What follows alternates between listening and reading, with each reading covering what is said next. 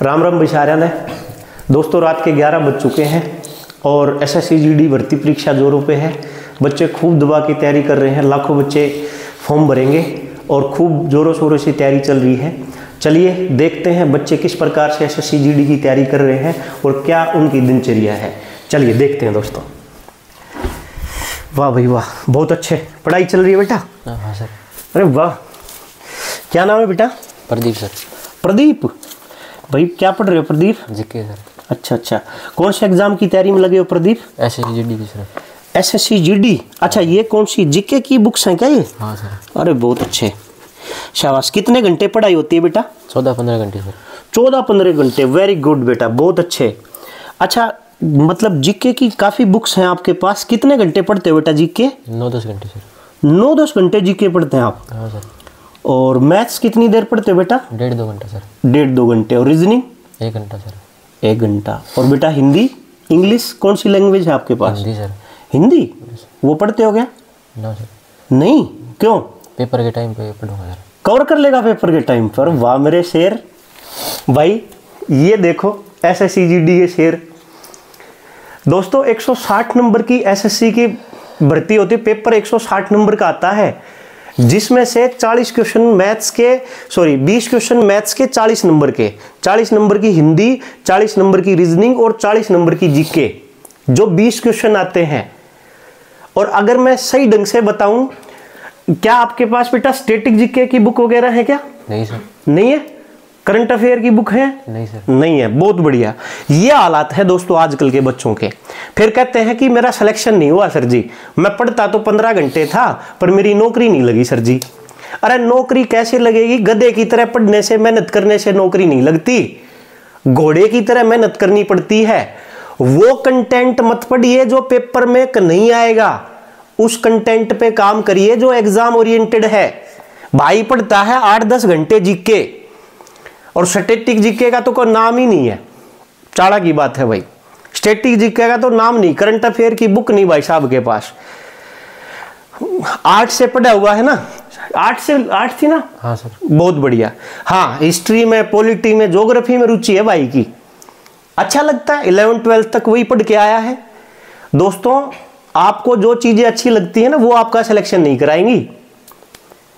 मतलब आप मेरे को ये बताइए, हिस्ट्री, पॉलिटी, ज्योग्राफी का कितना वेटेज है?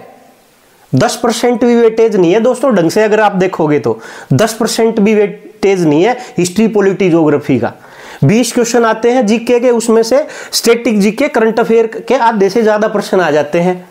भाई साहब को इस चीज का ज्ञान नहीं है, पेपर सर के ऊपर है कि भाई पढ़ाई कैसे करनी है। दोस्तों आप भी अगर इस तरीके से पढ़ोगे तो आपको कभी सफलता नहीं मिलेगी। 1 साल पढ़िए, 2 साल पढ़िए, 3 साल पढ़िए, कितने साल भी पढ़िए। दोस्तों मेरी नजर में ना पढ़ाई 2 तरीके से की जाती है। एक तो गधे की तरह और एक घोड़े की तरह। गधे की तरह पढ़ने का मतलब होता है वो कंटेंट पढ़ना जो एग्जाम ओरिएंटेड नहीं है। लगे रहो 15-16 घंटे लगे रहो। तुमको वो चीज नहीं पता जो पेपर में आती है, जैसे कि इस भाई को नहीं पता। तो चाहे तुम 24 घंटे पढ़ लो, तुम्हारा सिलेक्शन नहीं हो सकता। तुम 8 घंटे पढ़ो, 6 घंटे पढ़ो, लेकिन मेरे भाई वो चीज पढ़ो जो एग्जाम ओरिएंटेड है। 40 नंबर की मैथ आएगी, 40 की रीजनिंग आएगी, 40 की हिंदी आएगी, उस पर तो भाई का ध्यान है ही नहीं। कहीं आप भी तो ऐसा नहीं कर रहे हो? ध्यान रखो, एग्जाम में देखो कि एग्जामिनर कैसे सवाल पूछ रहा है, क्या चीजें एग्जाम ओरिएंटेड है, किन चीजों को छोड़ना है। कई बार मेरे भाई पढ़ने से ज्यादा ये जरूरी हो जाता है पेपर के लिए कि छोड़ना क्या है। और 90% बच्चों की यही प्रॉब्लम है।